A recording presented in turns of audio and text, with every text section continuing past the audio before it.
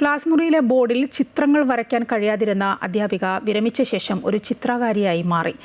മുതിർന്ന CPM നേതാവ് LDF കൺവീനറുമായിരുന്ന Vaikom വിശ്വന്റെ ഭാര്യ പ്രൊഫസർ ജി ഗീതയാണ് ആ കലാകാരി.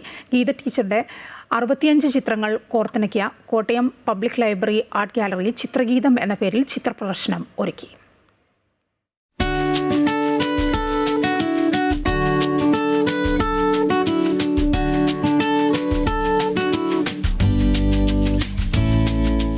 അധ്യാപനത്തിൻ്റെ ഭാഗമായി ഒരു ചിത്രം വരയ്ക്കേണ്ടി വന്നാൽ വിദ്യാർത്ഥികളുടെ സഹായം തേടിയിരുന്നയാളാണ് ഈ ചിത്രങ്ങൾ വരച്ച ഗീത ടീച്ചർ എന്ന് പറഞ്ഞാൽ വിശ്വസിക്കാൻ പ്രയാസമാവും.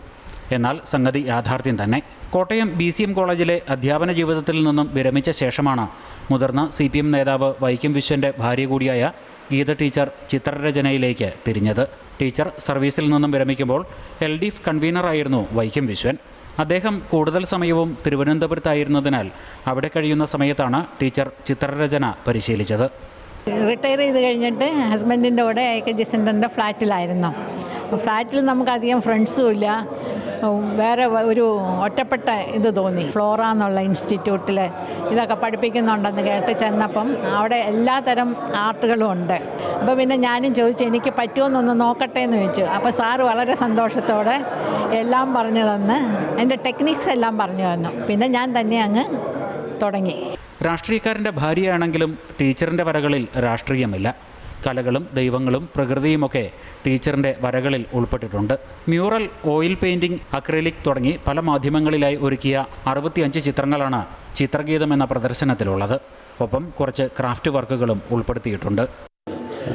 മനുഷ്യജീവിതമുണ്ട്, പ്രകൃതിയുണ്ട്, നാനാ മതവിഭാഗങ്ങളുമായി ബന്ധപ്പെട്ട സങ്കല്പങ്ങൾ അത് രൂപകങ്ങളായി സൃഷ്ടിക്കപ്പെട്ടിട്ടുണ്ട്. ഗീത ടീച്ചർ ഓരോ ചിത്രവും പൂർത്തീകരിച്ച് കഴിയുമ്പോൾ അത് കണ്ട് വിശ്വൻ ചേട്ടൻ അഭിപ്രായങ്ങൾ പറയും. നേരത്തെ തന്നെ ടീച്ചർ ചിത്രരചനയിലേക്ക് കടക്കേണ്ടതായിരുന്നു എന്നാണ് അദ്ദേഹത്തിൻ്റെ അഭിപ്രായം.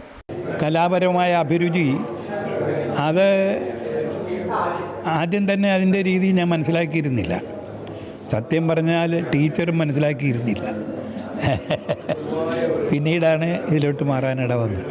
ഗീത ടീച്ചറിൻ്റെ 3ാമത്തെ ചിത്രപ്രദർശനമാണിത്. ഓരോ വർഷവും 7 ചിത്രങ്ങൾ പാലിയേറ്റീവ് ഇന്ത്യ എന്ന സംഘടനയ്ക്ക് നൽകും. അവ വിറ്റ് ലഭിക്കുന്ന തുക മുഴുവൻ അവർക്കുള്ളതാണ്. ഇത്തവണത്തെ പ്രദർശനത്തിലുള്ള ചിത്രങ്ങൾ പലതും ഇതിനോടകം ആസ്വാദകർ ബുക്ക് ചെയ്ത് കഴിഞ്ഞു.